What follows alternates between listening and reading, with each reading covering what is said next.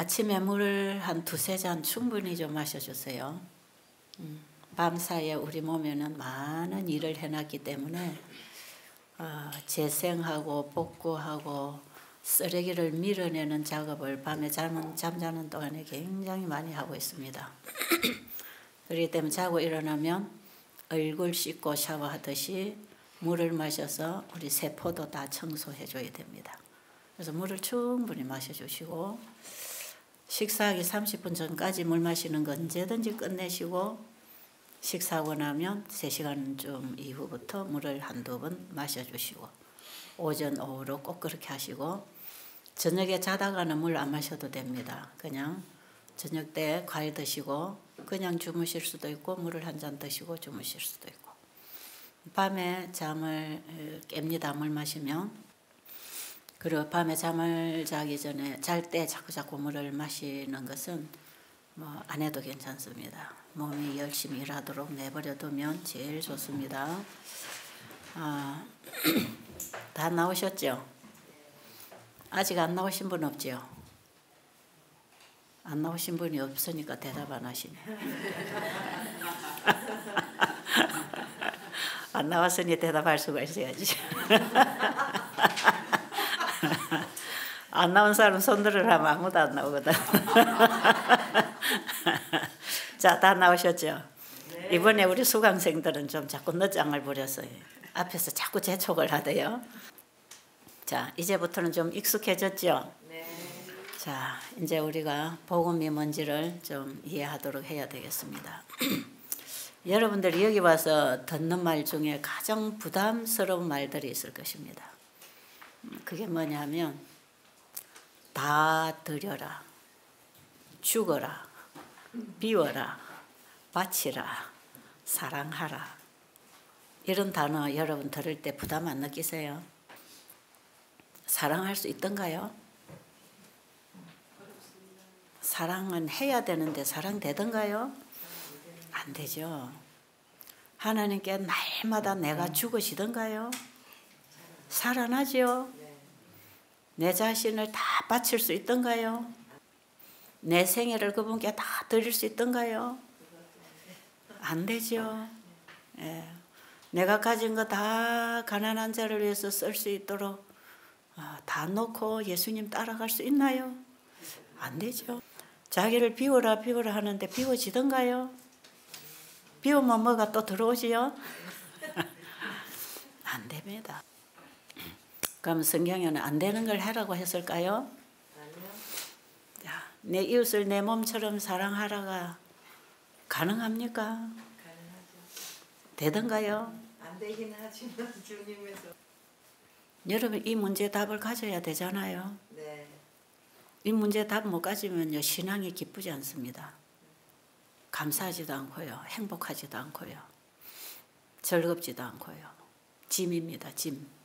신앙이라는 게 짐이지요. 근데 예수님은 수고하고 무거운 짐진 자들아 다 내게로 오라. 내가 너희를 쉬게 하리라. 쉼이 와야 되잖아. 누가 쉬게 해준다고요? 예수님이 쉬게 해주신대. 어떻게 쉬게 해주실까? 저도 옛날에 이런 문제에 부딪혀서 많이 고민하고 좌절하고 교회 다니는 것까지도 포기하려고 했던 사람이기 때문에 저는 이런 부분들을 심히 갈등하면서 그 해답을 얻었어요. 그러니까 여러분들에게 제가 받은 그 해답을 여러분들에게 좀 전해드릴 수 있겠죠. 그래서 오늘 아침에는 이사야 53장 보겠습니다. 여러분 이사야 53장을 펴시고 깊이 좀 생각하면서 보시도록 하겠습니다. 좀 생각하면서 읽으시고 생각하면서 들으시고 이사야 53장에서 여러분은 예수님을 만나야 합니다. 그보다 더 진한 사랑을 표현한 데가 별로 없을 거예요. 바로 그 말씀 속에서 저는 정말 예수님이 나에게 어떤 분으로 오셨는지를 제가 만났어요. 그 예수님을 만난 경험이 뭔지 그걸 좀 얘기하려고 합니다. 자, 이사야 53장. 자, 그러면 우리 이집사가 읽고 여러분은 함께 눈으로 보시면서, 책을 못 보시는 분들은 들으세요. 깊이 묵상하면서 좀 진지한 마음으로 맑은 정신에 집중하시고, 제가 저 설교를 수없이 들어도 예수님이 나에게 만나지지 않았는데 정말 내 상태를 깨닫고 희망 없을 때, 절망에 빠져 있을 때, 좌절하고 있을 때, 나는 구원조차도 받을 수 없는 존재라고 하는 내 자신을 발견하게 됐을 때, 그때에 저 말씀이 저에게 복음으로 들어왔습니다. 저 말씀이 저를 살렸습니다. 말씀이 살았고 운동력이 있다고 하는 그 말씀이 바로 저런 말씀입니다. 자, 한번 읽어보실래요? 우리의 전한 것을 누가 믿었느뇨? 여호와의 팔이 네게 나타났느뇨? 그는 주 앞에서 자라나기를 연한 순 같고 마른 땅에서 나온 줄기 같아서 고운 모양도 없고 풍채도 없은즉 우리의 보기에 흠모할 만한 아름다운 것이 없도다. 그는 멸시를 받아서 사람에게서 실어버린 바 되었으며 강고를 많이 겪으셨으며 질고를 아는 자라. 마치 사람들에게 얼굴을 가리우고 보지 않음을 받는 자 같아서. 거기까지 읽고 제가 조금 더 설명을 붙이겠습니다. 여러분, 여기까지 읽으시는 동안에 뭘 느끼십니까? 예수님이 이 땅에 오셔서 대우받으시고 존경받으시고 인정받으시고 가셨나요? 아니지요. 왜 그랬을까요? 그분이 누군데요? 그분이 창조주십니다. 우리를 지으신 분이십니다. 그분은 하나님이십니다. 그분이 우리를 구원하기 위하여 우리와 같은 인간이 되셔서 이 땅에 오셨을 때 가장 비천한 인간이 당할 모든 수모와 저주와 오해와 천대를 그분이 다 받으셨어요. 그분의 모습은 사람들에게 멋있다, 아름답다, 나도 저렇게 됐으면 좋겠다, 그런 모습으로 비춰지지 않았대요. 사람들의 보기에 흠모할 만한 모습은 아무것도 없었다. 그리고 사람들에게 오해받으시고 인정받지 못했다, 이해받지 못했어요. 대우받지 못했습니다. 그분은 사람들에게 실어버린 바 되셨고, 마치 뭐와 같으냐 하면 마른 땅에서 올라온 연한 순같이, 여러분, 마른 땅에서 연한 순이 올라왔을 때 통실통실하고 건강하게 자랄 수 있었을까요? 씨앗은 굉장히 그 생명력이 강합니다. 어떻게 보면 저 세면 바닥에도요, 조그만 금이 가도 그 속에서 풀이 올라오잖아요. 생명력이 얼마나 강한지 모릅니다. 흙덩이를 덮어놔도 풀이 밀고 올라와요.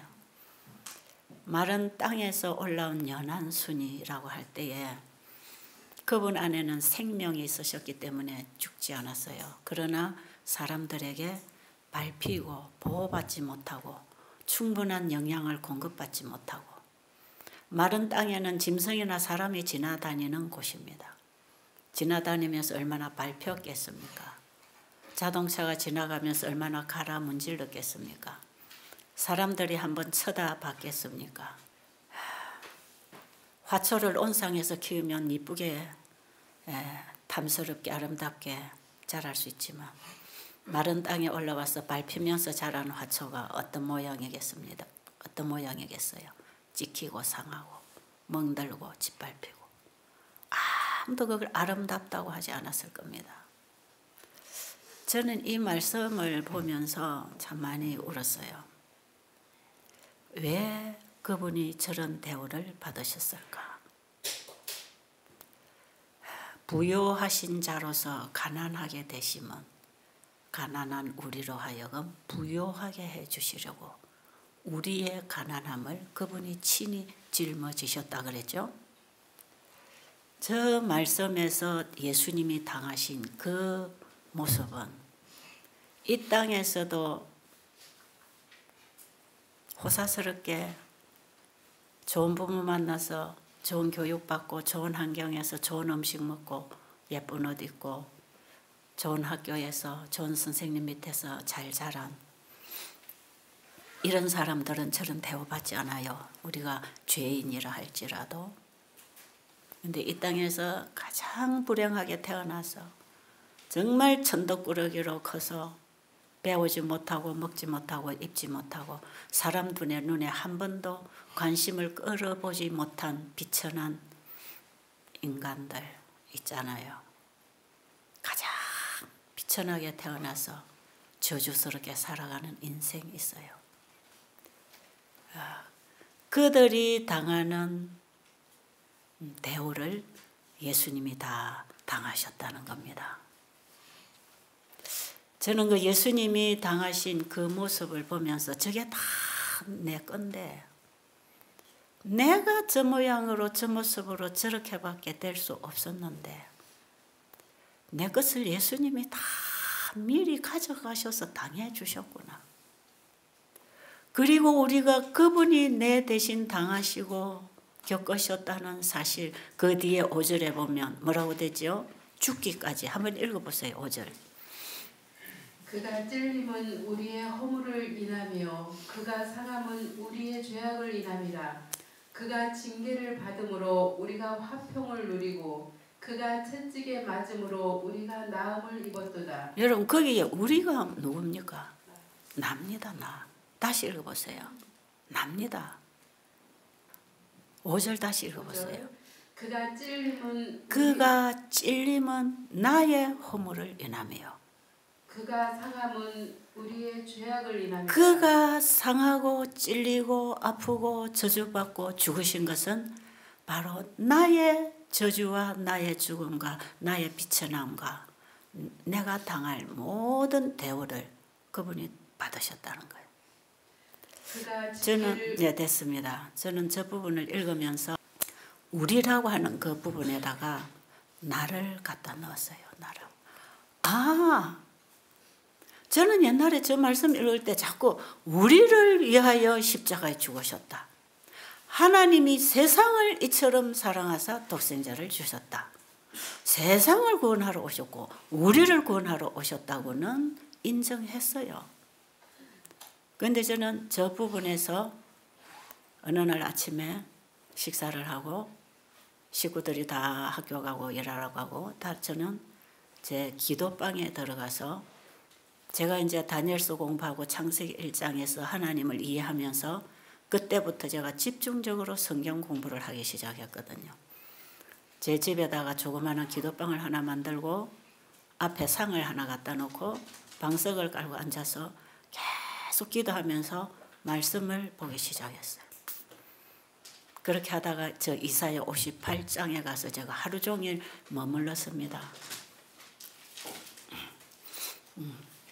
저 속에서 제가 엄청나게 명상을 하게 되고 묵상을 하게 되고 깨달아지기 시작하고 그 하나님이 뭐가 아쉬워서 인간이 되어 이 땅에 오셔서 저렇게까지 하셔야 했나.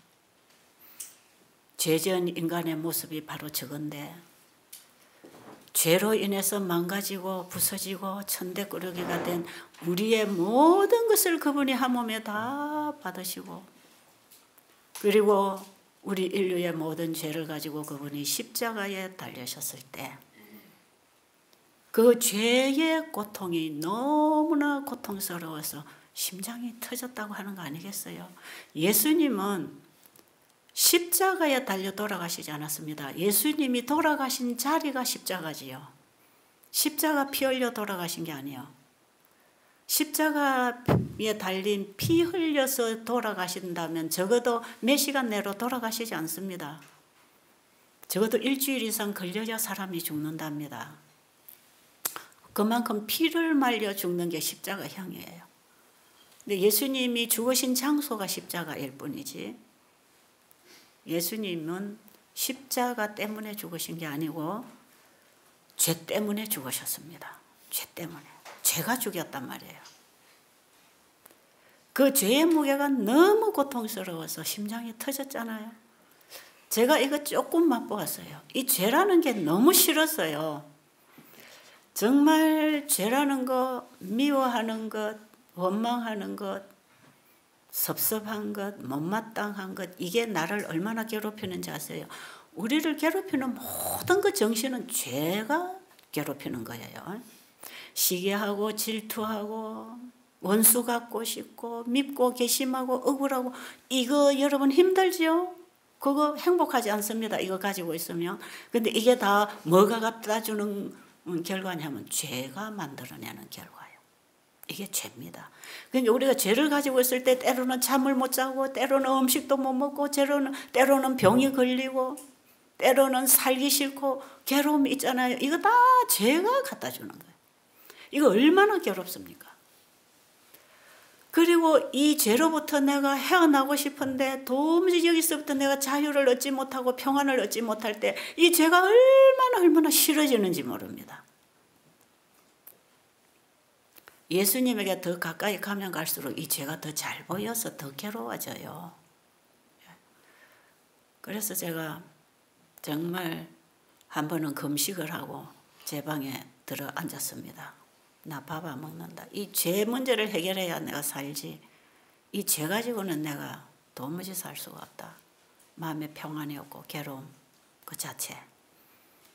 그래서 제가 넋두리를 하면서 밤새워 제가 이 죄 문제를 해결해 달라고 기도한 적이 있어요. 그때 제가 뭘 생각했느냐 하면, 나는 이 죄의 괴로움을 이렇게 지금 겪고 있지만 아직도 나는 심장이 살아있단 말이에요. 그런데 예수님은 우리 인류의 죄의 고통을 다 당하셨어요. 모든 인간이 당해야 할 그 죄가 주는 고통을 예수님이 한 몸에 다 당하셨다고 생각해 보세요. 이 무게가 얼마나 무겁고 크겠습니까? 얼마나 고통이 심하겠습니까? 그러니까 이거 견딜 수 없으니까 심장이 터졌다는 거죠. 여러분, 죄의 고통을 겪어보지 않으면 예수님의 십자가 고통이 뭔지 잘 모를 거예요. 지금 여러분 정말 그 예수님을 아직도 그분을 나의 구주로 내 대신해서 당하신 그분을 여러분이 모르기 때문에 그분을 사랑할 수 없고 그분에게 내 자신을 드릴 수 없는 것이에요.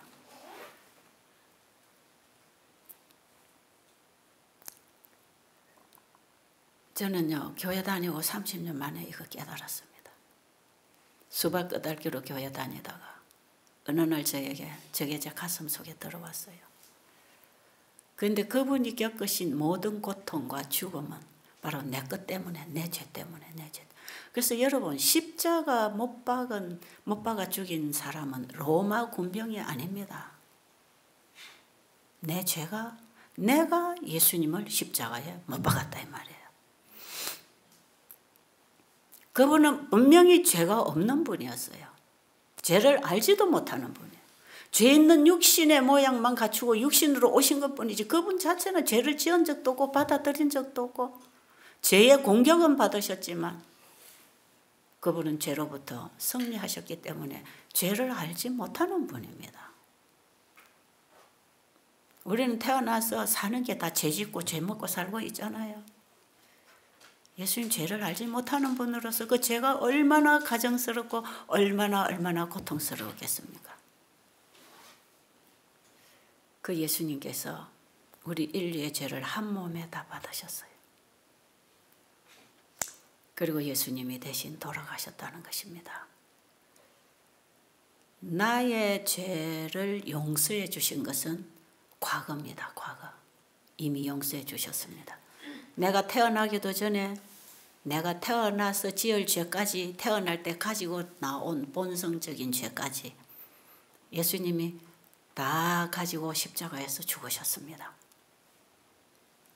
그러니 우리에게 희망이 있어요, 없어요? 희망이 있습니까? 저는 여기에서 딱 구원을 붙잡았어요. 아, 예수님이 미리 다 해결해 놓으셨네. 저는 죄 때문에 구원을 못 받을 줄 알았거든요. 왜요? 회개하고 돌아서면 또 죄 짓더라고. 연말 기도 주간이 돼서 울고 불고 회개하고 간정하고 집에 돌아오면 그날로 또 죄 짓는 거야. 그럼 어디까지 회개를 해야 내가 죄가 끝날까? 죄는 하늘에 못 들어간다고 분명히 되어 있는데 어떻게 내 안에 이 죄가 해결될 것인가? 아무리 착한 척해도 착하지 않고 아무리 선행을 해도 선하지 않은 제 자신을 바라보면서 희망이 완전히 끊어졌어요. 구원도 못 받을 바에 교회를 왜 다녀? 그런 생각. 그래가지고 우리 인간은 성경의 하나님의 요구에 도달하기에는 불가능하다는 사실을 깨달으면서 참 성경이 부담스럽고 사랑하라, 비워라, 바쳐라, 죽어라 이런 건 저에게 너무너무 짐이었습니다. 너무너무 부담스러웠어요. 그런데 여러분 이사야 53장에서 제가 예수님을 알았습니다. 여러분은 지금 제가 무슨 경험을 하고 이런 말을 하는지 잘 모를 수도 있습니다. 왜? 자기 자신이 경험해보지 않은 것은 절대로 감지가 안 되거든요. 그런데 저처럼 공감하신 분이 계신다면 아마 가슴에서 아멘, 맞습니다. 나도 그거 압니다. 아마 그런 반응이 올 거예요. 그러나 제 말이 전혀 메마르게 들릴 수도 있습니다. 여러분, 세상의 구주로 우리가 믿을 때는 세상을 구원하러 오신 그 예수님이 나의 구주가 되지 않는다면 내 구원은 안 됩니다. 아시겠어요? 예수님이 하나님이 세상을 이처럼 사랑하사 독생자를 주셨고 저를 믿는 자는 영생을 얻겠다고 하실 때에 예수님 분명히 이 세상을 구원하러 오셨습니다. 이 세상을 위한 죄를 다 지불하셨습니다.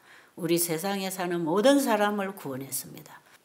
그거는 하나님 쪽에서 하신 일입니다. 하나님은 다 베풀어 놨습니다. 누구에게든지 은혜의 기회를 주셨고 돌아오면 살도록 모든 걸 다 준비해 놨습니다. 그 하나님 쪽에서 베풀어 놓으신 은혜고 구원이고 선물입니다. 그 사실을 알았다고 구원받는 건 아닙니다. 그 사실을 믿고 있다고 구원받는 건 아닙니다. 그 예수님이 나를 위해서 돌아가셨다고 하는 나의 구주로 만나야 합니다. 예수님이 나의 구주가 아니고 나를 죄로부터 구원하기 위하여 내가 죽을 죽음을 죽으셨다고 하는 개인적으로 그 예수님이 나의 구주가 되지 않는다면 나는 변하지 않고 내 구원은 이루어지지 않습니다. 그래서 하나님이 세상을 이처럼 사랑하사 독생자를 주셨으니 저를 믿으면 멸망치 않고 영생을 얻는다. 저를 믿으면 하는 믿음은 개인 것입니다. 개인 것. 하나님이 세상을 이처럼 사랑하사 독생자를 주셨으니 누구든지 구원받는다. 그 만인 구원설입니다. 하나님이 구원을 베풀어 놨으니까 구원해 주셨는데 왜 자꾸 구원받아야 된다고 하느냐. 그건 전부 만인 구원설이에요. 그거는 정말 구원에 대한 복음을 잘못 이해하고 있는 잘못된 가르침이에요. 하나님은 이 세상에 모든 걸 다 베풀어 주셨어요. 하늘에서 하나님은 대지에 비를 내리고 계십니다. 필요한 걸 다 주십니다. 목이 말라서 물을 마시기 위해서는 가서 비를 받아야 되고 샘을 파야 되고 먹어야 되듯이 하나님이 주신 이 구원을 내가 받아들여야 내 것이 됩니다. 그래서 이 땅에는 하나님이 구원을 다 베풀어 놨기 때문에 누구든지 다 구원받는 건 아니잖아요. 그렇죠? 믿는 자가 구원을 받는데 믿는다는 게 뭔가? 그분이 이 땅에 오신 것은 나를 구원하기 위해 오셨고 그분이 당하신 저주와 오해와 천대와 멸시는 그 우리 죄인이 죄에게 짓밟히고 당할 그 모든 괴로움을 내 것을 그분이 당하셨고 내가 죄로 인해서 영원히 죽어야 될 그 영원한 죽음을 예수님이 내 대신 죽으셨다. 그리고 나에게는 그 모든 저주와 고통과 질병과 죽음으로부터 살아라고 하는 복음이다. 그래서 내가 살았구나. 그걸 믿을 때 구원을 받는 것입니다. 구원을 받는다는 것은 어디로부터 구원인가? 죄로부터 구원입니다. 죄가 어디 있는가? 그게 내 마음에 있습니다. 내 자아입니다. 자아. 사단이 내 안에서 마음대로 활보할 수 있는 발판이 내 자아입니다. 죄는 내 자아를 발판으로 해서 역사합니다. 그렇기 때문에 죄가 들어와서 내 안에서 힘을 쓰지 못하게 하려면 나 자아라고 하는 나를 예수님께 드려야 하는 것이에요. 그런데 이게 어떻게 물러가는가? 드려야지 작심 1000번만 해도 안 됩니다. 무릎이 까지도록 기도해도 안 됩니다.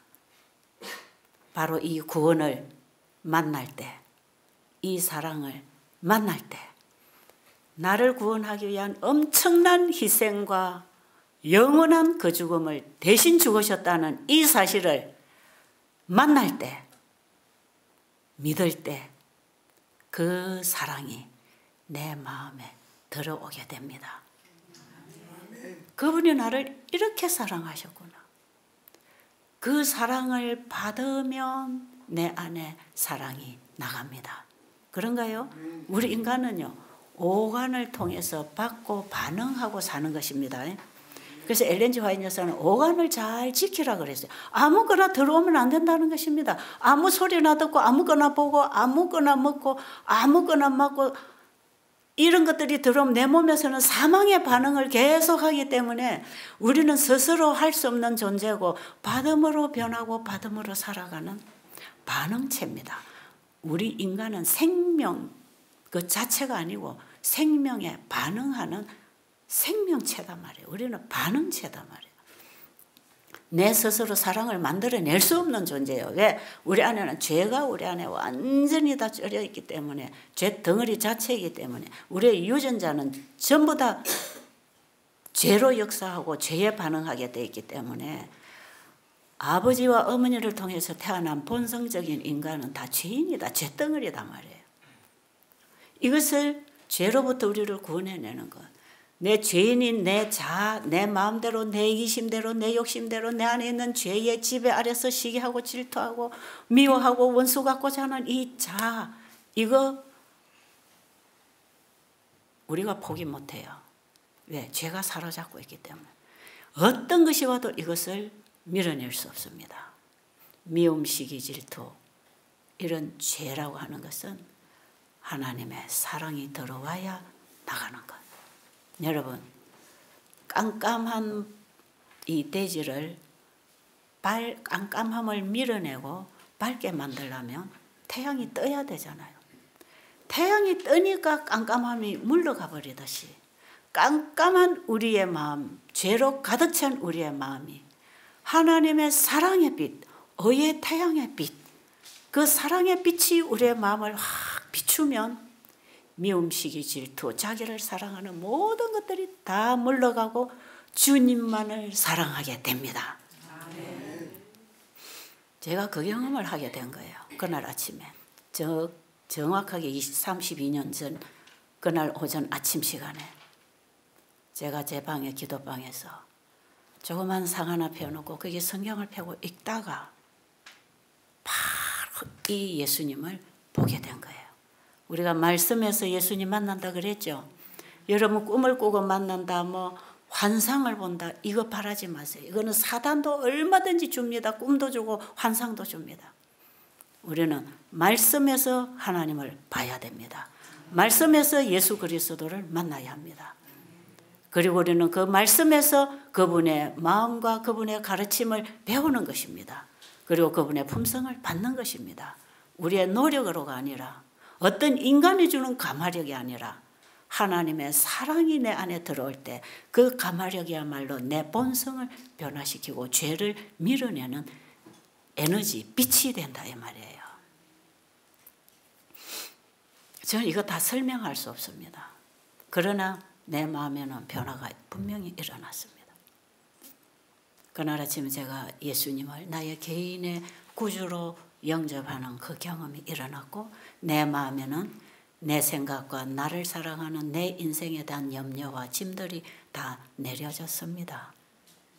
나라는 존재가 가지고 있는 건 다 물러갔고 내 안에 주인이 바뀌었습니다. 예수님이 내 주인이 되셨습니다.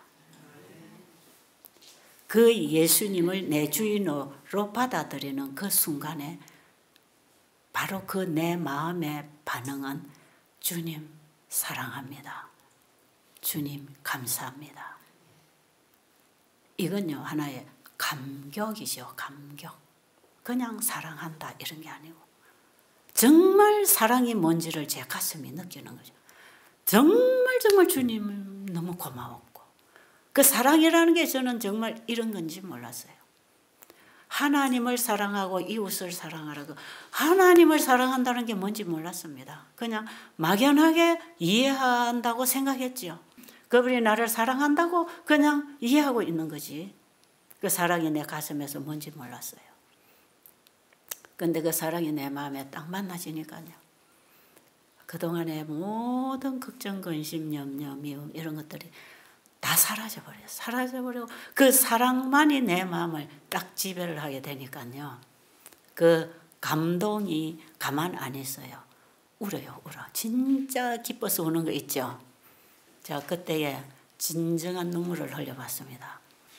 제가 제 아버지 돌아가시고 많이 울은 적이 있고 제 시어머니 돌아가시고 좀 많이 울은 적이 있어요. 그런데 그런 울음은 다 자기 서름에서 운다 그럽니다. 아버지 돌아가시고 시어머니 돌아가시고 그게 다 자기 서름 끼어가지고 우는 거거든. 그런데 진짜 예수님이 나를 위해서 이러한 희생을 치르시고 죽음까지 나를 위해서 당하시고 나를 그 모든 고통과 죽음에서 건져 놓으셨다는 그 사실을 딱 믿을 때는요. 그 믿으면은 천국이 내 것으로 딱 받아집니다. 이래서 내 마음에 하늘이 임하는 거죠. 이걸 무슨 천국이라 그러죠? 이게 은혜의 천국이 임했다는 거예요. 은혜의 왕국이 내 안에 임했다는 거예요. 내 마음에 천국이 들어왔어요. 하늘이 내 마음에 들어왔단 말이에요.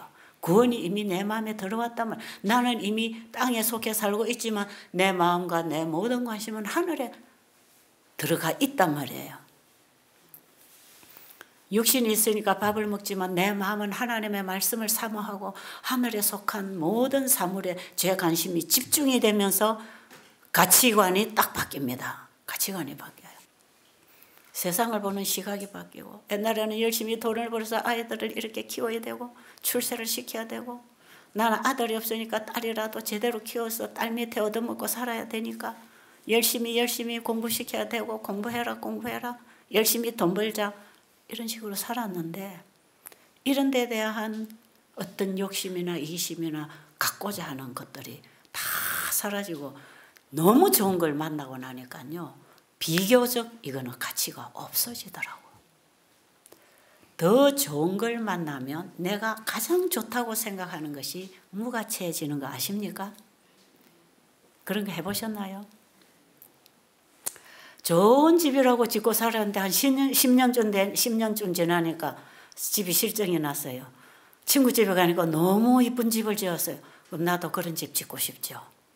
이거 10년 전에 지을 때는 너무너무 멋있고 친구들 불러다가 잔치하고 집자랑하고 거기서 막 좋아했는데 애지중지하게 집을 단장하고 가구를 사다 놓고 꾸미고 친구들 모으고 자랑했는데 더 좋은 친구 집에 가보니까 이런 집 하나 가고 싶다 할 때부터 이 집은 흥미가 없어지는 거죠.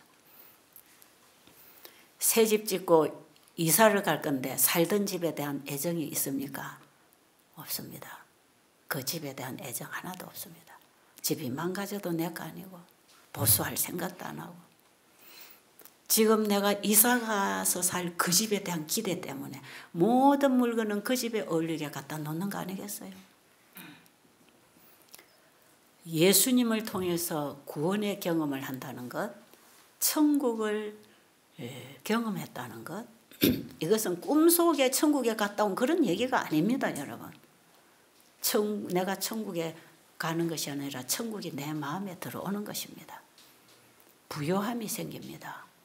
부족함이 없어집니다.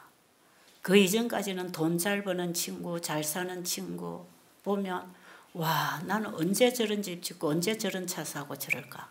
그런 생각 하나도 없어집니다. 저는 예수님을 딱 가지면서 천국을 받게 되면서 이 땅의 것은 관심이 없어지기 시작했죠. 그래서 그때 저는 제 집에 있는 거 많이 치웠습니다. 다 정리했어요. 책꽂이에 책도 세상 책들 뭐 문학 전집이고 뭐고 뭐 역사서고 다 책장 정리 다 하고 집에 뭐 아름다운 거 좋다는 거 뭐 또 사치스러운 거 뭐 분재니 뭐니 좋다는 거 같다는 것들 다 줘버리고 제가 그 당시 좀 의상실을 하면서 좀 제가 이 옷을 윈도에 걸기 위해서 제 옷을 맨날 만들어서 샘플을 걸어놔니까 제 옷을 조금 화려하게 멋지게 제가 입고 다녔어요. 그것도 못 입겠어요. 너무 멋있는 옷을 입고 나가고 싶지를 않았어요. 그것도 다 누구 줘버렸어요. 다 장사하고. 그런 게 관심이 하나도 없어요. 요즘에 제가 이렇게 좀 예쁜 옷 입고 나오잖아요. 근데 이것은 나를 과시하기 위해서 입는 게 아니에요. 복음을 전하기 위해서. 복음의 이질감을 느끼지 않도록 하기 위해서. 복음을 전하는 사람이 어떻게 입어야 되는지. 제가 그러면서 다시 내 집을 만들고 내 옷을 준비하고 이런 일을 하는데 이건 0.1%도 내 과시를 위해서 하고 싶은 마음이 없어요. 그건 솔직하게 제 심정이 나는 이만큼 있어 가졌어 이런 거에 대한 과시를 하나도 안 하고 싶어요. 정말 이 아름다운 복음을 어떻게 아름다운 모습으로 아름답게 전가할 수 있을까? 복음을 가지고 나가는 이 그릇이 어떻게 돼야 되는지 그런 관심과 오직 그 복음의 아름다움을 널리 선전하기 위해서 지금 제가 살고 있는 거거든요. 예수님이 아버지를 영화롭게 하기 위하여 나를 영화롭게 하옵소서 그런 기도 하셨는데 아버지의 이름을 영화롭게 하기 위하여 하나님의 자식들이 어떻게 말하고 입고 먹고 살아야 되는지 우리는 그거 생각해야 됩니다. 그래서 하나님 백성들은요. 세상 사람들이 볼 때 이질감 느끼게 그렇게 사는 게 아닙니다. 하나님은 부자입니다. 아름다우십니다. 그분은 예술가이십니다. 그리스도인의 가정은 아름답고 청결하고 질서 있고 정돈되고 맵시가 있고 솜씨가 있고 아름답게 성장하고 변화되는 것입니다. 진짜 복음을 가진 자들은 복음에 걸맞는 사람으로 모습으로 사는 것이에요. 정말 제가 그때 이걸 다 버렸어요. 정말 예수님밖에 안 보였어요. 그래서 예수님을 따라가는데 예수님을 전하는데 방해가 되는 것들은 전부 다 치우고 정리하고 그 다음부터 제가 주님을 사랑하는 그 마음이 내가 가지고 있는 걸 그분에게 다 드리게 되더라 이 말이에요. 그래서 저는 그 자리에서 주님께 고백했어요. 예수님, 제가 가진 건 다 주님 겁니다. 나를 죽음에서 다시 살려놓으신 주님은 내가 가지고 있는 모든 것 주님 겁니다. 내 생명도 주님이 살려놨으니까 이제 영생을 향하여 사는 것이고 이 땅에 사는 것도 주님 은혜로 내가 유예된 생명을 가지고 있는 것이고 내가 먹고 마시고 살아가는 내 가족, 친구 만나고 살아가는 이 모든 특권은 예수님의 은혜로 내가 누리는 것이기 때문에 이것은 다 주님이 주신 것이기 때문에 주님이 기뻐하시는 대로 살겠습니다. 제가 가지고 있는 모든 걸 그때 주님께 다 드리면서 저는 제 생명도 드리고 그리고 내 남아있는 인생도 주님께 다 드렸어요. 내가 앞으로 살아가는 날도 주님의 날입니다. 고린도후서 5장 15절 한번 읽어보실래요? 그 사랑에 반응하면 어떻게 사는 것인지 고린도후서 5장 15절 읽어보세요.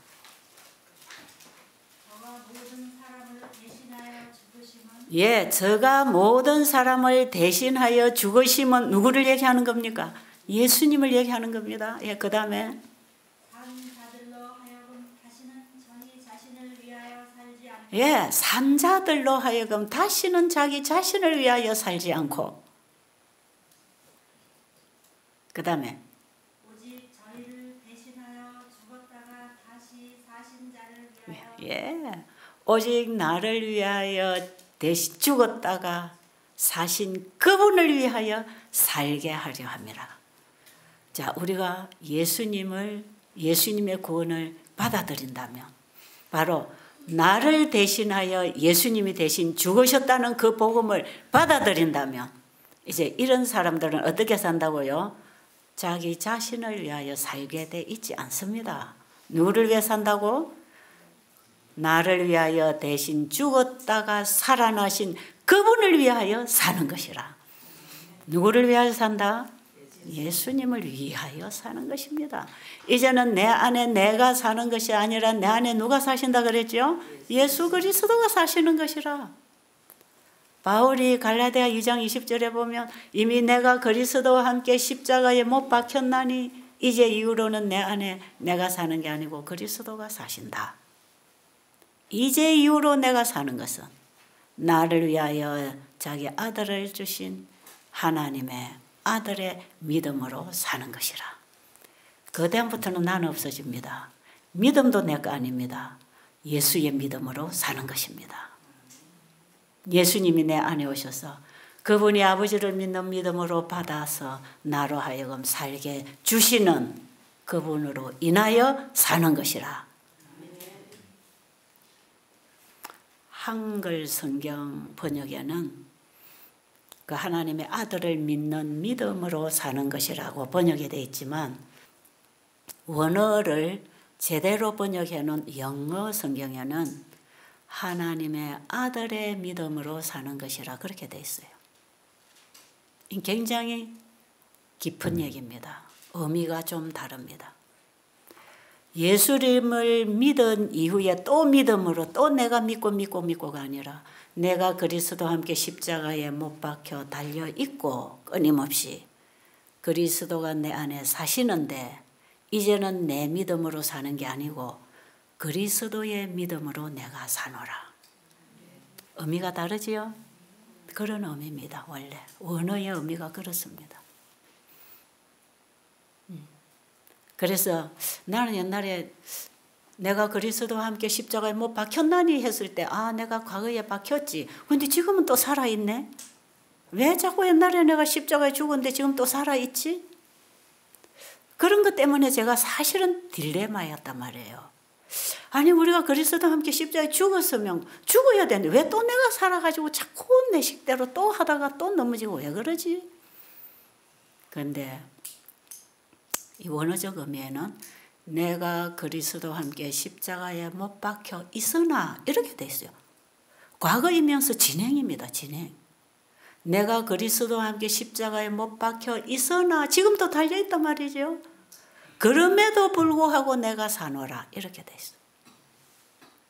그리고 이제 내가 사는 것은 나는 십자가에 못 박혀 있으니까 나는 못 박혀 죽어 있고, 내 안에 누가 산다? 그리스도가 사시는데 그리스도도 내 안에서 어떻게 산다? 아버지를 믿는 믿음으로 사시기 때문에 이제로 내가 사는 것은 하나님의 아들의 믿음으로 내가 사노라. 그러니까 우리가 그리스도 안에서 사는 것도 누구 은혜로 삽니까? 예수님 은혜로 사는 것입니다. 예수님의 믿음으로 우리가 살고 있단 말이에요. 지금도 예수님의 믿음으로 예수님의 중보의 은혜로 내가 지금 살고 있다 이 말이에요. 죽었다가 다시 살아나신 그분이 내 안에 오셔서 그분이 아버지와 연결한 그 능력으로 내 안에서 나를 살게 하시겠다 이 말이죠. 이게 믿음으로 말미암아입니다. 말씀은 자꾸 연구해야 됩니다. 엄청나게 깊은 진리를 우리에게 열어주고 있어요. 그때에 제 마음에 놀라운 변화가 일어났어요. 그게 뭐냐? 주님이 원하시는 것 그대로 살고 싶다 이 마음을 주셨어요. 주님이 말씀하시면 뭐든지 그대로 하겠다 하는 이런 마음에 정말 헌신과 바침, 드림, 나를 비움이 그때 일어나요. 나를 끊임없이 그분에게 비워드린다는 게 뭐예요? 그분이 내 안에 사시게 하는 것입니다. 나를 비워놓으면 또 내가 일어나는데 나가 그분과 함께 십자가에 죽어 있고 그분이 내 안에 사시면 그게 내가 비워진 거다 이 말이에요. 불교에서 비우라는 공이 아니고 바꾸라는 것입니다. 나하고 예수님하고 바꾸라는 거지요. 내가 내 안에 살면 죄가 지배하니까 예수님 그분이 내 안에 와서 사시도록 그분이 내 안에 사시도록 나는 매 순간 십자가에 죽어 있으라 이 말이에요. 달려 있으라 이 말이에요. 그런데 우리가 어쩌다가 거기서 떨어져 내가 또 살아나죠. 그럴지라도 또다시 시작해라. 또다시 시작해라. 그게 7번 넘어져도 8번째 일어나라. 그런 뜻이야. 자, 그래서 저는 거기서부터 주님이 하라는 대로 하기로 제 마음이 이미 정해졌어요. 왜?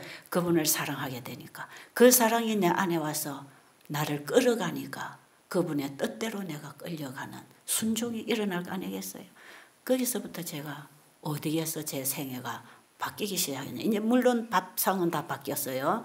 밥상은 다 바뀌어서 창세기 1장 29절의 음식으로 돌아갔겠지만 배고픈 자를 먹이고 병든 자를 돌아보고 옥에 갇힌 자를 돌보라고 하는 그 마태복음 25장 31절 이후의 말씀이 제게 확 들어오기 시작했어요. 예수님이 양과 염소의 무리를 갈라놓고 그랬잖아요. 마지막 때 배고픈 자는 나였고 병든 자는 나였고 옥에 갇힌 자는 나였다. 네 주변에 배고픈 자를 먹이고 병든 자를 돌아보고 옥에 갇힌 자를 돌아보라는 것이지요. 그들에게 하는 것이 곧 나에게 하는 거다. 예수님 그렇게 말씀하셨어요. 그러니까 내가 예수님을 정말 사랑하고 있는데 주님을 위해서는 뭐든지 하고 싶고 다 드리고 싶은데 주님께서는 뭐라고 하십니까? 병든 자를 돌아보고 옥에 갇힌 자를 돌아보고 배고픈 자를 먹이는 것이 나를 돌아보고 나를 위해서 봉사하는 것이고 나를 먹이는 것이다. 그 배고픈 자가 나고 옥에 갇힌 자가 나고 병든 자가 나다. 예수님은 그들의 모든 고통과 질고를 가지고 고통당하고 죽으셨잖아요. 그들이 나다. 그러니까 진정으로 네가 나를 사랑하느냐? 그러면 내 계명을 지키라. 그게 그겁니다. 정말 네가 나를 사랑한다면 그들을 사랑해라. 나를 사랑하는 그 사랑을 맨날 하늘 쳐다보고 사랑합니다 고백하는 걸로 하지 말고 나를 사랑하는 그 사랑, 진정으로 네가 나를 사랑한다면 배고픈 자는 나고 병든 자는 나고 옥에 갇힌 자는 나다. 그들을 돌보는 게 바로 나에게 행한 것이다. 이게 마태복음 25장 31절 이후에 지금 시간이 없어서 제가 안 읽겠습니다. 여러분 찾아 읽어보세요. 저는 그 말씀에서 예수님을 사랑하고 이웃을 사랑한다는 게 뭔지 이제 알았구나. 마음을 다하고 목숨을 다하고 뜻을 다하여 주 너희 하나님을 사랑하고 그와 같이 내 이웃을 내 몸처럼 사랑하라. 이거 하나로 사랑. 이 사랑은 우리가 하나님을 먼저 사랑한 게 아니라 하나님이 우리를 먼저 사랑하셨기 때문에 우리가 그분을 사랑할 수 있는 사람으로 변화된다는 것입니다. 반응하게 돼 있단 말이에요. 우리는 그 사랑을 만나서 반응을 하는데 누구에게 하느냐? 이웃에게 하라 이 말이에요. 그럼 그 이웃을 사랑하는 행위가 하나님의 계명을 지키는 행위가 되는 것이에요.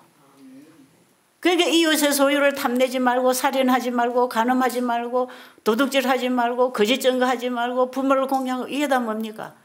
사랑을 하면 그거 안 한단 말이에요. 사랑이 없으니까 그런 짓을 하는 것이지. 그럼 그 사랑이 내 마음에 들어오면 이웃의 필요를 공급해주고 불쌍한 자를 도와주고 싶은 마음이 생기니까 계명들을 행하는 것이지요. 그래서 계명의 정신이 사랑이에요. 사랑. 하나님 사랑, 이웃 사랑이 10계명 아닙니까? 첫째부터 넷째까지 계명은 하나님 사랑하라는 겁니다. 다른 우상을 섬기지 말고 그 다음에 그 사랑을 받은 사람은 내 이웃에게 나누라. 하나님을 사랑하는 것을 이웃에게 나눠주라. 이것이 10계명이에요. 그게 계명 지키는 겁니다. 이렇게 사는 것이. 저는 그래서 내 자신을 주님께 드려야 된다 할 때 그 이후부터는 절대로 부담스럽지 않아. 당연하지요. 그거 당연하지요. 부담스럽게 다가오는 게 아니라 예, 당연히 하고 싶어서 하는 거죠. 주님을 위해서 다 드리는데 뭐가 아깝겠습니까? 다 그분이 주신 건데 그분에게로부터 온 것을 받아서 그분이 원하는 대로 나누는데 그게 뭐가 아깝고 생각해 볼 필요가 뭐가 있습니까? 당연히 반응이 일어나는 건데요. 저는 그때부터 내가 가진 모든 것 이웃에게 나누기 시작하고 영혼들 만나서 그들에게 예수님 전해주는 일에 정말 그때부터 일하기 시작했어요. 여기서부터 참된 의로 선교사의 길을 제가 걷게 됐습니다. 다음은 다음 시간에 해야 될 것 같아요. 제가 여러분들이 의로 선교 세미나를 한다면서 여러분 가서 봉사하세요. 이웃을 사랑하세요. 여러분 거 다 비우고 바치세요. 이렇게 가르친다면 여기 할 사람 아무도 없습니다. 울리는 꽹가리죠. 그 말은. 그러나 여러분이 예수님을 만나면 마음에서부터 아멘 아멘 예, 그렇게 되기를 원합니다. 여러분이 자발적으로 원해서 사랑으로 따라가게 될 것이기 때문에 바로 이 경험이 일어나야 합니다. 예수를 믿음으로 말미암아 살아가는 게 의로 선교사로 사는 것입니다. 그러니까 절대로 제가 하는 이 일은 어떤 사업이 아니라 그랬죠. 이것은 나의 삶이고 나의 신앙 생활의 현장입니다. 이거는. 그래서 저는 사람들에게 요양비를 받아서 돈을 벌기 위해서 일을 해보지 않았습니다. 제 전 생애를 바쳐서 봉사한 것뿐이에요. 하나님께서 물질이 필요할 때, 인력이 필요할 때 보내주셔서 여기까지 성장해 온 것이지요. 그런데 제가 어제도 우리 영적 친교에서 그제도 그런 얘기 하죠. 이 예수님을 믿음으로 말미암아 거듭나는 경험이 뭔지, 그 경험을 가지고 하나님의 말씀을 읽을 때 그 말씀이 요구하는 그 말씀의 뜻이 뭔지를 깨달을 때에 우리는 진정한 의로 선교사가 된다는 의미를 깨닫게 되는 것이다. 여러분 그 제2장의 제일 위에 부분에 써놓은 내용입니다. 엘렌 G. 화이트 여사 기별 함께 거기 나와 있죠. 여러분 다시 읽어보세요. 의료 선교사의 자질 부분을 읽어보시면 바로 이게 돼야 의료 선교사가 되는 것이에요. 그러니까 예수님 우리에게 행하라 보다 뭐부터 하라냐? 나를 믿느냐 이거 하십니다. 이거. 네가 진정으로 나를 믿느냐? 진정으로 네가 나를 사랑하느냐? 그럼 그 다음은 따라오는 것이다. 네가 행하는 게 아니고 내가 하게 해주는 것이다. 쉬워요? 어려워요? 예수를 믿는 게 어렵습니까? 안 믿어지는데 믿는 건 어려운데 당연히 믿어질 때는 자연스러운 거죠. 그 자유함이에요. 자유함.